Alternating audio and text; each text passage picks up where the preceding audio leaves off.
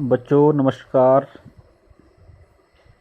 बेटा आपको वीडियो पसंद आ रही हो तो इसे लाइक और सब्सक्राइब जरूर करें और आगे शेयर भी जरूर करें ताकि ज़्यादा से ज़्यादा बच्चों का भला हो पाए। ठीक है बेटा, आज हम पढ़ेंगे पार्ट नंबर 4 जिसका नाम है मुगल साम्राज्य। ठीक है बेटा, मुगल कौन था? ये एक मुस्लिम वंश था। ठीक है, तो इसके बारे में दो बातें आपको बताई गई हैं कि मुगल जो थे वो माता की ओर से मुगल शासक मतलब राजा चंगेज़ खां के वंशज थे और पिता की ओर से तुर्की के शासक तैमूर के वंशज थे।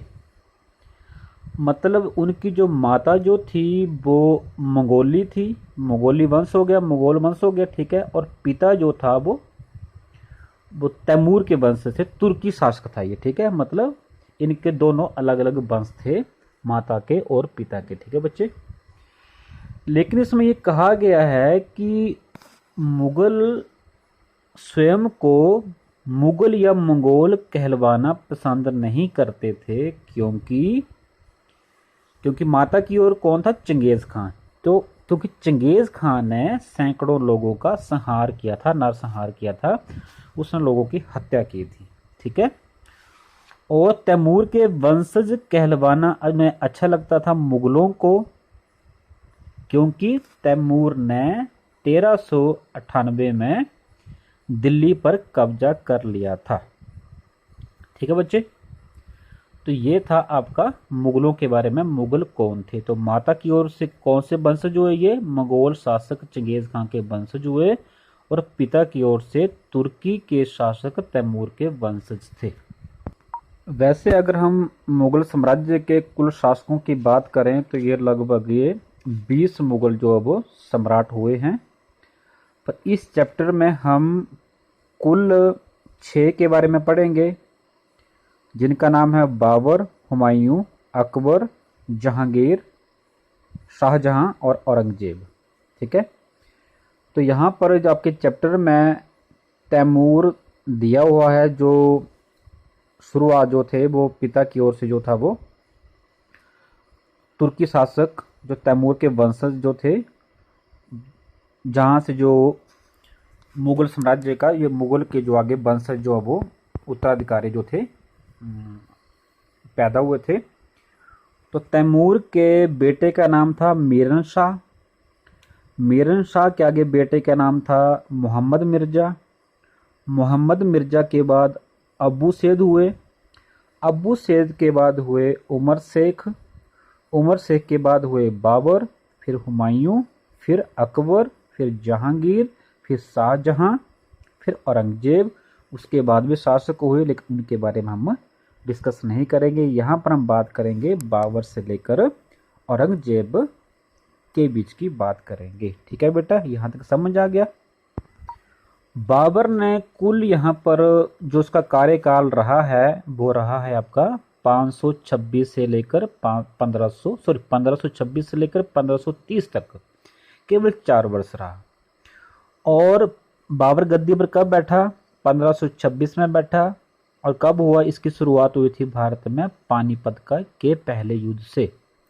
तो पानीपत का पहला युद्ध हुआ था बाबर और इब्राहिम लोदी के बीच, जिसमें इब्राहिम लोदी की हार हुई थी।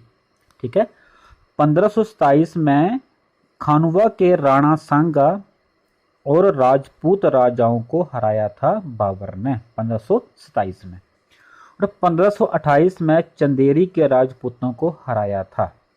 कहाँ के राजपूतों को? चंदेरी के राजपूतों को। चंदेरी जगह का नाम, खानुवा जगह के नाम और राणा सांगा ये राजा का नाम हुआ। राजपूतों को हराया था और 1530 में बाबर की मृत्यु हो गई थी। ठीक है, उसके बाद उसके बेटा हुआ हुमायूं।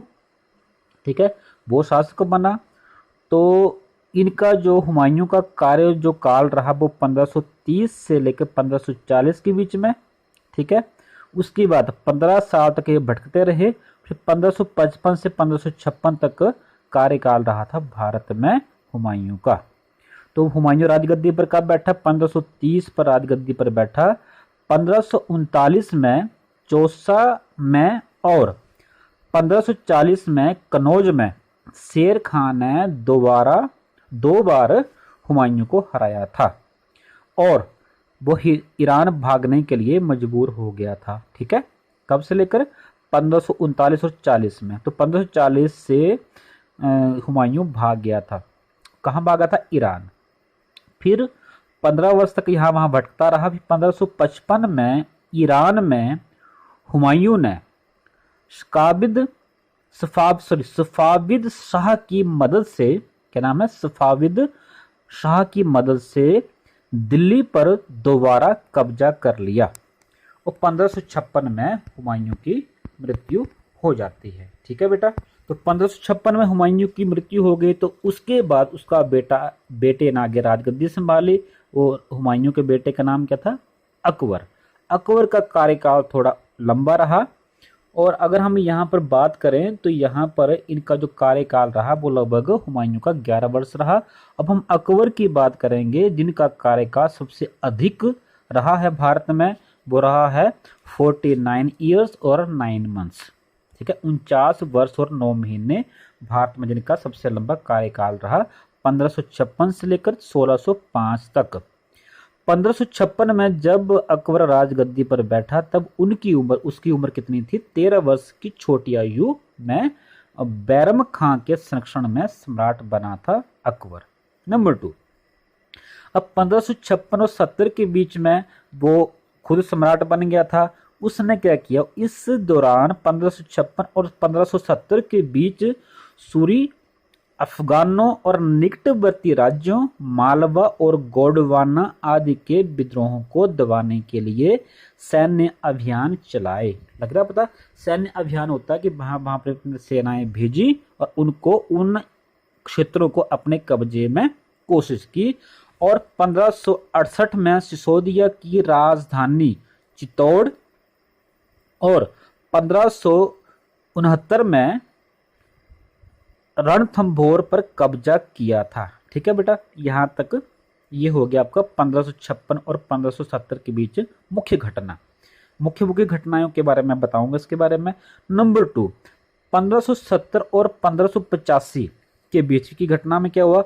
अकबर ने गुजरात, बिहार, बंगाल और उड़ीसा तक सैनिक अभियान चलाया। ठीक है बेटा, कहां तक? गुजरात, बिहार, बंगाल, उड़ीसा तक सैनिक अभियान चलाया। और नंबर 3 में यहाँ पर जो इनके कामों को डिवाइड किया वो 1585 से लेकर 1605 के बीच में सफाविदों को हराकर, कहाँ के सफाविद? ये ईरान के सफाविदों को हराकर कांधार पर कब्जा किए। तो कांधार भी कहाँ पर है? ये ईरान में है। ये आपका जो वो, अगर आप, ये आपका पश्चिमी एशिया में पड़ता है ये। ठीक है ना, ये अरब सागर से ऊपर जो पड़ता है ईरान जो है। तो वहां के सफाविदों को हराकर कांधार पर कब्जा किया और कश्मीर को भी साथ मिला लिया गया। और इसी दौरान दक्षिणी भारत के खानदेश, ये जगह का नाम है, और अहमदनगर, ये भी जगह का नाम है, ये 2 प्रदेशों को अपने साम्राज्य में मिला लिया। ठीक है, ये थे अकबर के बारे में मुख्य घटनाएं। अब हम पढ़ेंगे अकबर के आगे बेटे का नाम जो हुआ, जो राजगद्दी पर बैठा, उसका नाम था जहांगीर। और जहांगीर का जो कार्यकाल है वो 1605 से लेकर 1627 के बीच में है। ठीक है, इसने क्या किया था? इसकी जो मुख्य घटना, इसने मेवाड़ के सिसोदिया शासक अमर सिंह ने मुगलों की सेवा स्वीकार की थी। ठीक है, मेवाड़ के सिसोदिया शासक। ठीक है, और इसके बाद सिखों, अहोमों और अहमदनगर के खिलाफ अभियान चलाए जहांगीर ने, जो पूर्णतः सफल नहीं हो पाए थे। ठीक है बेटा, उसके बाद हम जहांगीर के जो बेटा आगे जो शासक बना था 1627 से लेकर 1698 के बीच में, 58 के बीच में, वो था शाहजहां। और शाहजहां के बारे में एक आपको पता मुख्य बात बताई जाती है कि इसने ताजमहल का निर्माण किया था अपनी पत्नी मुमताज के यादगार में। ठीक है, तो शाहजहां ने अफगान अभिजात खान जहान लोदी ने विद्रोह किया था और वह पराजित हुआ था। ठीक है, इसके बाद अहमदनगर के विरुद्ध अभियान हुआ। ठीक है, अहमदनगर के बारे में हमने पहले भी पढ़ा। फिर यहाँ पर एक के विरुद्ध अभियान हुआ जिसमें बुंदेलों की हार हुई और ओरछा पर कब्जा कर लिया था। ठीक है, 1632 में अहमदनगर को मुगलों के राज्य में मिला लिया गया था। ठीक है, और बीजापुर की सेनाओं ने सुलह के लिए निवेदन किया था। ये घटना होगी आपकी शाहजहां के बारे में। और मुख्य जो बात है वो ताजमहल का निर्माण भी शाहजहां ने किया था। और अंतिम शासक की अगर हम बात करें, जो मुगलों में जो अंतिम शासक जो सबसे जो शक्तिशाली रहा, जिसका प्रभाव रहा भारत में, और दूसरे नंबर पर जिसका अकबर के बाद जिसका कार्यकाल रहा भारत में, वो रहा था 48 वर्ष और 7 महीने, वो रहा था औरंगजेब का। ठीक है, तो इनका जो कार्यकाल कब तक रहा, 1658 से लेकर 1707 के बीच में, मतलब 1707 में इसकी मृत्यु हो गई थी। ठीक है, तो इसके बारे में जो मुख्य घटनाएं वो क्या हैं कि मारवाड़ के राठौड़ राजपूतों ने मुगलों के खिलाफ विद्रोह किया। कहाँ के, ये आपको मिलान करने के लिए भी वहां पर ये आपके पास नाम आ रहे हैं। मेवाड़ के सिसोदिया राजपूत हो गया और मारवाड़ के राठौड़ राजपूतों ने मुगलों के खिलाफ विद्रोह किया। ठीक है, और इसके बाद ये घटना यहां पर मेन होती है। उसके बाद मराठा सरदार शिवाजी के विरुद्ध मुगल अभियान प्रारंभ में तो सफल रहे, परंतु औरंगजेब ने शिवाजी का अपमान किया और शिवाजी आगरा स्थित मुगल कैद खाने से भाग निकले और उन्होंने अपने को स्वतंत्र शासक घोषित करने के पश्चात फिर उन्होंने मुगलों के विरुद्ध युद्ध छेड़ दिया था, पुनः अभियान चलाया था उन्होंने। और सबसे अंतिम और लास्ट बात है औरंगजेब के बारे में कि 1685 में बीजापुर और 1687 में गोलकुंडा को मुगलों ने अपने कब्जे में कर लिया था। ठीक है, तो ये था बेटा आपका मुख्य 6 शासकों के बारे में, जो मुख्य मुख्य घटनाएं और उनके बारे में मुख्य मुख्य जानकारी आपको दे दी गई है। तो इस जानकारी को अपना ध्यान से सुनना है। और पेज नंबर आपको 50 पर जहां जहां पर इन्होंने जो मैप दिया हुआ है, इन मैप में जो जो एरिया आपको दिखाए गए हैं, ये अकबर के शासनकाल में उनके अधीन रहे हैं। तो उम्मीद है आपको ये वीडियो जरूर पसंद आएगी और समझ भी आएगी। तो बेटा अपना इस वीडियो को ध्यान से सुनना है, समझना है और अपना ख्याल भी रखना है। ठीक है बेटा, थैंक यू सो मच और टेक केयर।